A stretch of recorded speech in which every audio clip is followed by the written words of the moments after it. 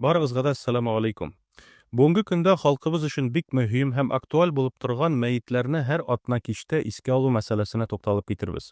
Чыннан да күп кешеләрнең әйтүенчә, мәетләр һәр атна кич дога көтеп яталар икән. Әмма ислам дине күзлегеннән бу гамәл дөрес буламы, юкмы? Шуны карап үтик.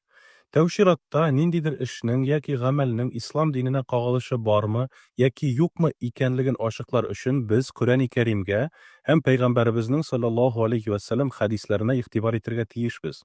Чыннан да шушы чыганакларга күз салсак, без мәетләрне атна кичтә искә алырга кирәк дигән боерык күрмәсбез.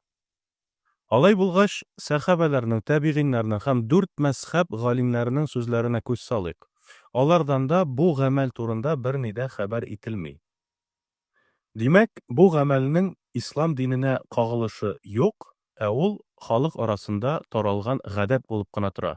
Ягъни, кайчандыр ниндидер кеше мәетләрне атна кич искә алырга кирәк һәм алар һәр атна кич дога өмет итеп яталар дип әйткән.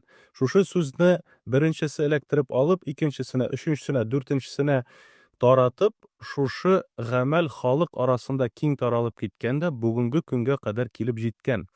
Әмма дөресен әйткәндә, акыл белән уйлап карасаң, кем безгә әйтте мәетләр атна кич бездән дога көтеп яталар дип? Аллаһы Тәгалә әйттеме? Юк, әйтмәде. Пәйгамбәр саллаллаһу алейһи ва саллям әйттеме? Әйтмәде. Алай булгач, кемнең артыннан иярәбез без? Кемгә ышанабыз без?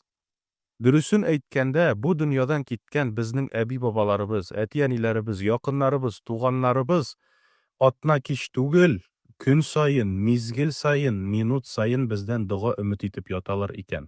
Менә шушы хак булып тора.